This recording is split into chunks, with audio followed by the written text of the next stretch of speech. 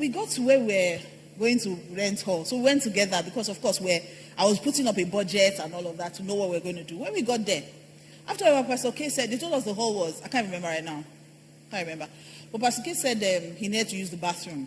So I was there, I was waiting for him. He goes outside. After a few minutes, I don't see my soon-to-be husband. Husband is not plenty like that in Lagos. So I said, let me go and find him. So I asked somebody, please, did you see the young guy? And I said, oh, they went this way. The owner of the hall said he wanted to go and show him where the restroom is.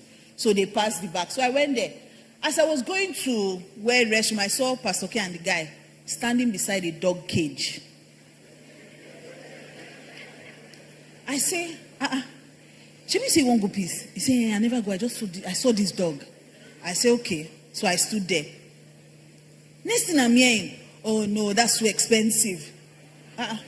What's expensive? I said, no, that's too expensive. The guy said, oh, I brought it in this is pure breed from the UK. He said, yeah, I can see that. I can see, this thing was just flying over my head. Long and short of the story. We came to price hall that we don't have money for. My husband has bought dog. Sure, if you want to buy dog, you even buy one. Let's even start from there. He said, no, that if he buys one, the other one will die of loneliness. I don't even know the nonsense you tell me before. Wait till you rub from eye.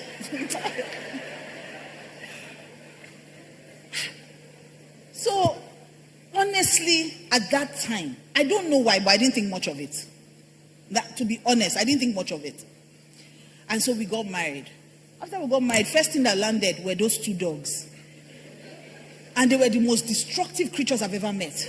Tore my chairs, went out when they came back, tore all my chairs. Another day, I managed to believe God for money, cook soup. We went out. By the time I came back, the dogs had snuck in through the back door, climbed my cooker, pushed off the cover of the pot, licked the whole pot of soup clean, covered it back and gone outside and stayed in their cage.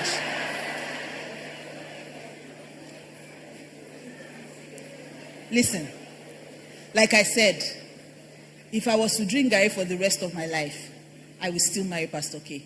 He made a joke out of that. Me, I was so frustrated. He laughed and laughed and laughed. He said they are such intelligent dogs. See, this dog goes.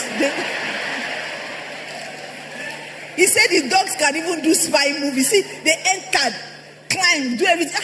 In fact, at first I thought it was a human being. If not that there was nobody at home and the whole doors were locked. And even if it's a human being can't clean out the whole pot. They cleaned it out, covered the pot back, and snuck back outside into their cage. Pascal laughed it off. We didn't eat anything that day, and it was fine. We laughed, we slept.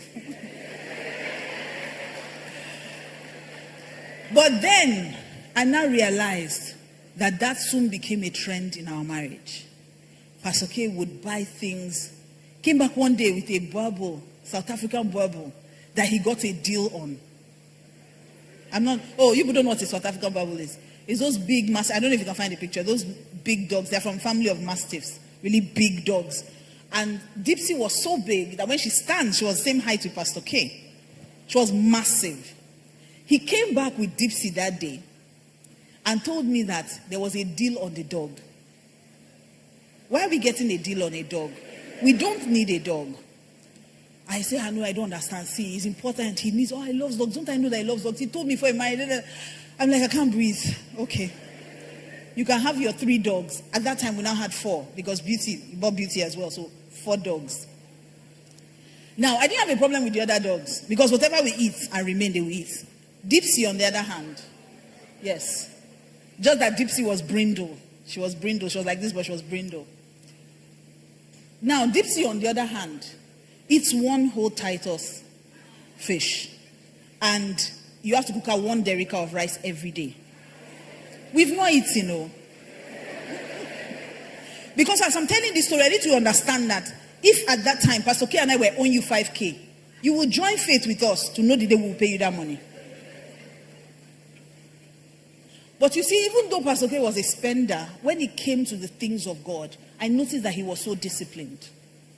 So all these things were happening at a time that things were so great in church. But he said to me clearly, and this is why I must tell you, stealing is not an option. No matter how you justify it, whether you call it Yahoo, whether you call it helping yourself, whether you call it falsified figures in the office, whether you call it advantage, whatever name you give it, stealing is not an option. Why? Because when you steal, you think you can solve your problem. It is the blessing. So you must always go back to the one who gave you the money and how he intends to continue to give you that money. Pastor K said, I am not David's Christian Center, so a dime of David's Christian Center will not enter into our pockets. And at the time that he had been working, they were not paying him a salary in DCC. So we were living by faith. I tried to get a job, and then at some point God told me, you will serve no other gods. So I knew I was called to full time. So I packed up my master's and I decided to start teaching Sunday school like my father feared. That's how I know you don't follow us, because you don't know that joke. Wow, what a powerful and impactful time we've just shared together in today's video. We are truly grateful that you chose to spend these moments with us here on the Blessed Studio channel. Every view, every comment, every share hit, all means so much, and we do not take your support for granted. If this content has blessed, inspired, or challenged you in any way, please take a moment to like this video. Share it with your friends and loved ones, and subscribe to our channel, so you never miss out on what God is doing here. We would also love to hear from you. Tell us in the comments, what was your key takeaway from today's message? What struck you most? Your thoughts and testimonies not only bless us, but they also inspire others who come across this channel. Here at Blessed Studio, we are committed to delivering godly, inspirational, motivational, and life-transforming content that feeds your spirit, encourages your heart, and draws you closer to your God-given purpose. Every video is prayerfully prepared with you in mind, and our desire is to see you grow, thrive, and shine in every area of life. Thank you for being part of this amazing family.